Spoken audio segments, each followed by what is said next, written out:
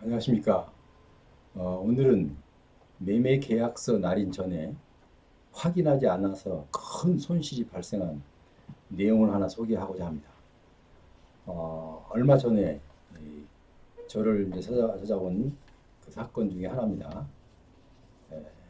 평생을 공직 생활을 하던 교사로 공직 생활을 마치고 이제 그동안에 여러 가지 아끼고 또 아끼면서 모았던 돈 그걸 가지고 자식들에게 이제 에, 부담을 주기 싫어서 어, 이제 건물을 하나 사려고 했습니다.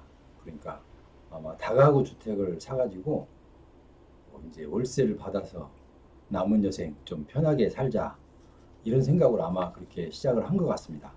근데 그분은 어, 무엇을 할까 망설이고 있는데 자기 동료 중에 한 사람이 그렇게 해서 아주 편안하게 잘 사는 걸 보고 어, 한번 해봐야 되겠다 싶어서 고민하고 있는 중에 예, 부동산 중개사를 아는 분이 있어서 거기에 부탁을 하고 어,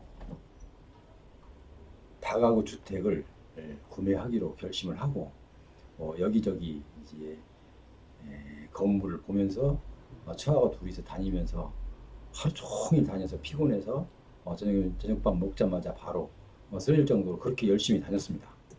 자, 그래서 그렇게 뭐 찾다 보니까 아, 좋은 어, 물건이 하나 나와서 이건 아마 내 집인가 보다 싶어서 이제 계약을 하게 되었습니다. 그런데 이 매매 계약서를 날인할 때 날인하기 직전에 꼭 확인해야 되는데 꼭 확인해야 되는데 그것을 확인하지 않고 어, 상대방이 워낙 그 설명이 좋고 친절해서 그리고 넉넉하게 보여서 확인하지 않고 그냥 날인을 했어요.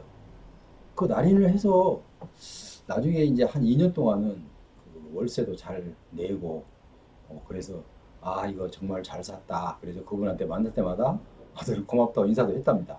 자, 그런데 어느 날 구청으로부터 불법 건축물 원상 회복, 원상 복구 시정 명령이 내려왔어요. 그래서 그걸 받아드니까 무슨 말인지 몰라요. 깜짝 놀래가지고 저를 찾아왔습니다. 제가 그분이 연세도 있고 하셔서 좀 안내를 좀 해드리려고 좀 도와드리려고 내용을 자세히 살펴보니까 이분이 매수 시에 확인 사항을 정말 중요한 확인 사항을 하지 않았어요. 물론 학교에서 평생을 30년, 3, 40년 동안 그 교직 생활을 하면서 아이들을 가르치면서 왔기 때문에 무엇보다도 그 내용이나 이런 거에 대해서는 좀 꼼꼼하게 살피라고 생각했었어요. 그런데 불법 건축물이 그 건물에 일부가 있다는 사실을 모르고 날인을 한 겁니다. 그래서 불법 건축물이 나중에 누가 신고를 해서 이행강제금이 원상 회복을 하는 시정 명령을 받고 깜짝 놀라서 찾아왔어요. 그 내용을 살펴보니까 다가구주택 4층 건물인데요. 1층에서 4층까지 다 가구 수가 상당히 많았습니다. 그래서 그분이 이거를 18억 2천만 원이고 샀어요. 그런데 2년 동안은 정말 그냥 그 부동산 앞에 지나갈 때마다 고마워서 늘 인사하고 이럴 정도로 만족해 했습니다. 자, 그런데 이 시정명령을 받고 보니 정말 갑자기 앞이 캄캄해졌어요. 무슨 뜻인지 몰라서 저에게 전화가 와서 직접 방문하라고 했죠. 그래서 이제 방문을 해서 설명을 하니까 이 선생님께서 얼굴이 노라지면서 정말 실망에 너무 푹 빠져서 힘이 쭉 빠지더라고요. 그래서 어떻게 제가 도와드려야 되는데 도와드릴 방법을 한번 찾아봅시다 하고 일을 했죠. 그런데 불법 건축물이 분명히 우리가 매매 계약서를 보면 박스 안에 이제 뭐 얼마, 중도금 얼마, 이렇게 해서 잔금 언제 매달 며칠까지 쭉 나오다가 맨 밑에 좀 넓은 공간이 있는데요. 중간쯤 거기 보면 특약사항이 있습니다. 특약사항. 특약사항에 보니까 맨 밑에서 두 번째 줄에 자그마하게 글씨가 되어 있어요. 이 건물은 뭐가 부분이 일부 있다라고 명기가 되어 있는데도 불구하고 그걸 보지 못했어요. 그걸 봤으면은 이렇게 큰 실수를 하지 않죠. 왜냐면 자, 얼마나 손해를 보게 됐냐면 이게 불법 건축물이 있으면 나중에 매도를 하고 싶어도 매수할 작자가, 그러니까 매수할 사람들이 아주 적습니다. 극히. 왜냐하면 누가 불법 건축물이 있는 건물을 살려고 하지 않습니다.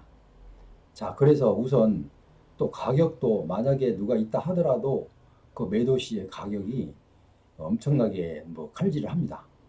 그러면 팔지 않으려면 자기가 끝까지 갖고 있으려면 안 팔아도 되지만 어차피 팔아야 될 것 같으면 손해를 보고 팔 수밖에 없습니다.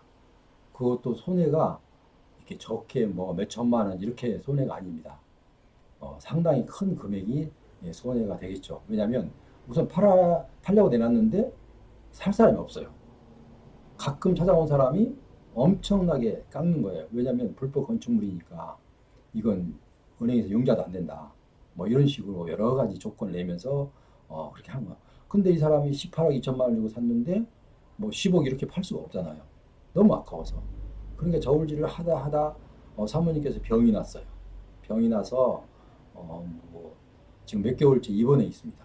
자, 그리고 왜 하필이면 그 계약 전에 그 내용을 확인을 하지 않았느냐. 그래서 이 일례를 잠시 들었는데요. 지금 시청자 여러분께서는 제가 지금 말씀드린 걸 잘 듣고 꼭 실천하시기 바랍니다. 우리가 어떤 건물을 사든 매수 시에는 분명히 매매 계약서 최종적으로 다 이상 없습니까? 하고 양쪽에서 중개인이 또 물어봅니다. 그러면 예 알겠습니다. 도장 찍으십시오. 도장 찍습니다. 자, 도장 찍으면 일단 계약이 성사가 되는 거죠. 자, 그러니까 이때는 이미 건널 강을 건너고 있는 거예요. 다시 돌아오기가 힘든 강을. 물론 그때만이라도 빨리 깨닫고 내가 계약금 손해 보겠다 해서 포기했으면 좋은데 어디 사람이 또 그렇습니까? 잘 안 되잖아요, 이게. 그래서 뭐 괜찮겠지라는 생각으로 저분이 누군데 나한테 소개했는데 괜찮겠지라고 이제 했었어요. 그런데 이행 강제금 그 산출을 제가 해보니까 매년 지금 현재 기준으로 해서 1,700만 원이 나옵니다. 1,700만 원을 매년 이 무허가 부분이 원상 복구 될 때까지, 그러니까 원상 회복이 될 때까지 매년 한 번씩 내야 됩니다. 원칙은 법적으로는 연 2회까지 부과할 수 있는데 보통 일반 행정 관청에서는 연 1회 부과를 하고 있습니다. 자, 그러면 1,700만 원인데 그게 이제 그 건물가가 올라가고 땅값이 올라가면 더 오를 수도 있습니다. 자, 그래서 이분이 시리에 빠졌습니다. 그래서 좀 살려달라. 아니, 주고 안 주고는 이제 그럴 계제가 아니지만 정말 그걸 보고 마음이 아프고 딱해서 무언가 좀 도와드리려고 했습니다. 그래서 여러 가지 여기서는 여러분께 밝히지 못하지만 좀 그분에게 좋은 안내를 하기는 했어요. 했는데 그 손실을 복구하기는 어렵습니다. 그래서 여러분께 분명히 말씀드린 것은 딱 이것만은 세 가지만 꼭 확인하시고 마지막 날인을 하시기 바랍니다. 자, 불법 건축물이 공부상 있는지 불법 건축물 여부를 공부상 확인을 해야 됩니다. 그럼 공부상을 무슨 공부를 확인해야 되느냐? 건축물 관리 대장만 확인하면 됩니다. 왜냐하면 건축물 관리 대장에 불법 건축물이라고 1페이지 우측 상단에 찍혀 있습니다. 자, 그래서 불법 건축물이 찍혀 있으면 은행에서 용자가 안 됩니다. 자, 그 다음에 둘째는 여기는 제가 등기부등본까지 얘기했는데 등기부등본은 큰 의미는 없습니다. 왜냐하면 시간이 흐르면 그 건축물 관리자는 즉시 처리가 되지만 등기부등본은 오래되면 오래전 거는 등기가 안 될 수도 있기 때문에 그렇습니다. 자, 그 다음에 시정 이행강제금이 부과가 되어 있는데 이행강제금이 부과되고 있는지 그런 게 아닌지 이 내용을 확실히 확인해보고 날인을 해야 됩니다. 근데 이행강제금은 이미 나온 것만 해당되는 것이 아니라 시정명령을 받았으면 최초 시정명령을 받았으면 불법 건축물이 개재하고 있다는 이렇게 해석을 하면 됩니다. 그래서 시정명령이라도 받은 사실이 있다면 그 건물을 사서는 안 됩니다. 그래서 여러분께 분명히 말씀드린 것은 꼭 한번 중개인이나 매도자를 아무리 친하고 잘 알아도 그거는 믿으면 안 됩니다. 내가 내 눈으로 확실히 확인하고 마지막으로 도장을 찍으시라는 겁니다. 그래야 정말 피 같은 돈 아끼고 또 아껴서 겨우 장만한 그 건물 하나를 엄청난 가격에 손실을 보게 됩니다. 팔아야 될 경우는 우선 내가 만약에 입업 사항을 뭐 업자를 붙여서 원상 회복을 하는데도 그거는 비용이 만만치 않죠. 그런데 또 어떤 분들은 그래요. 내가 이 건물을 사서 무허가 건축물이 생긴 게 아니고 사기 전에 전 소유자부터 있었던 거 아니냐.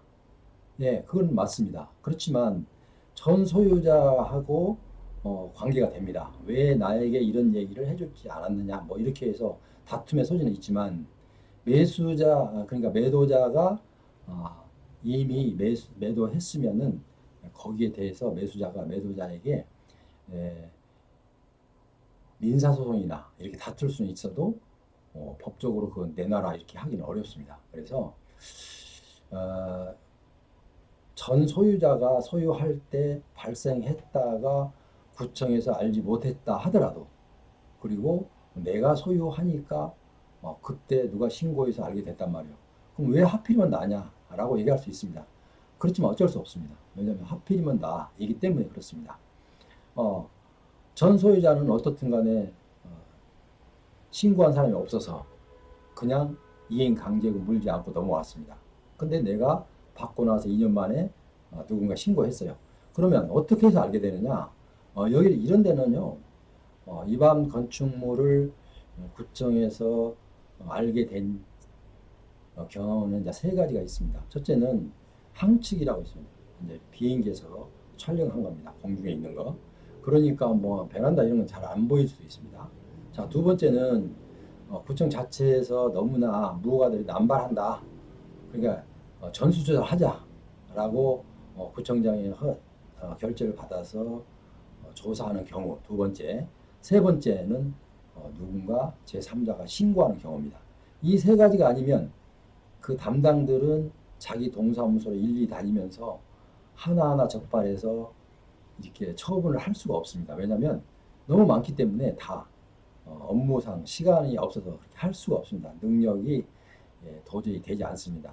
그래서 이 세 가지 외에는 없는데 보통 맨 마지막에 신고를 당했을 때 그때는 구청 담당자도 무척 좀 부담이 갑니다. 왜냐하면 그분이 누가 신고했다는 것을 밝힐 수가 없습니다. 그리고 또 그분에게 중간 현재 이런 상황이다라고 처리 과정을 또 통보를 해주게 되어 있습니다. 그래서 상당히 이 불법 건축물이라는 게 어떻게 보면 암적인 존재입니다. 그래서 어지간하면 한번 그래 내가 선생님한테 그랬어요. 우선 그렇게 어려우면 고민만 하지 말고 업자를 찾아가서 한번 견적을 한번 뽑아봐라. 그러면 아마 견적을 뽑아서 해결한 것이 아무래도 좀 비용이 절감되고 손실이 적을 것 같다. 그런데 그것도 어렵다는 거예요. 왜냐하면 새 살고 있는 사람이 그 사람이 만약에 월세 기간이 끝났다면은 잠시 들이지 않고 공사를 할 수가 있는데 그분이 살고 있는 동안에는 공사를 하기 어렵다는 거죠.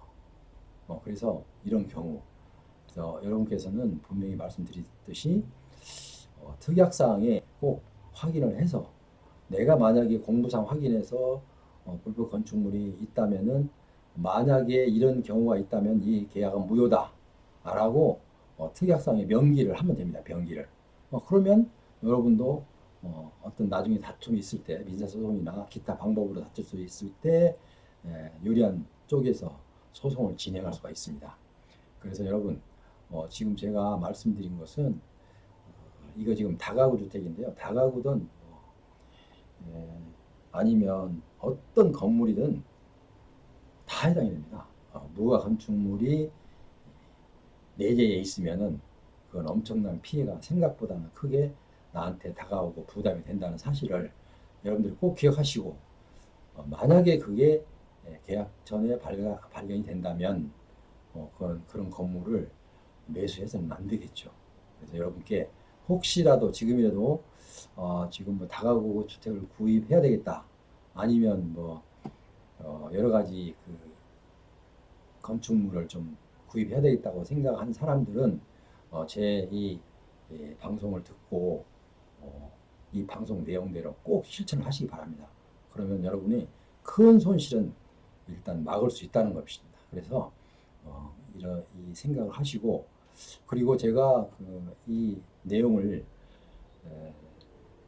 여러분들께서는 항상 보면은 댓글을 많이 달아주십니다. 근데 댓글을 달면 제가 일일이 그 내용을 다 설명하기 어렵습니다. 왜냐하면 댓글이 많아서 댓글로 내용을 전달하기 어렵습니다. 그래서 전화를 해주시면 좋습니다. 전화.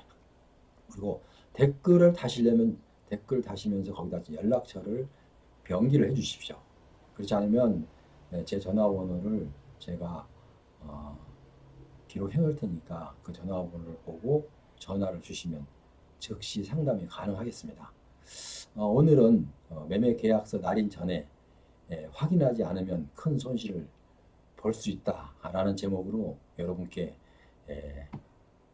방송 드렸습니다. 만약에 이 방송이 여러분께 좀 도움이 되셨다면 구독과 좋아요, 알람까지 이렇게 눌러주시면 저에게 큰 도움이 됩니다. 앞으로도 이 부동산 매매 관계에 대해서 몇 차례에 걸쳐서 제가 방송을 할 거거든요. 그러니까 여러분께서는 관심 있으신 분들은 계속 시청하시고 또 다른 분들이 관심이 있으신 분도 함께 시청해 주시면 아마 큰 도움이 되리라 생각됩니다. 오늘까지 함께 하신 여러분 대단히 감사합니다. 다음 시간까지 안녕히 계십시오.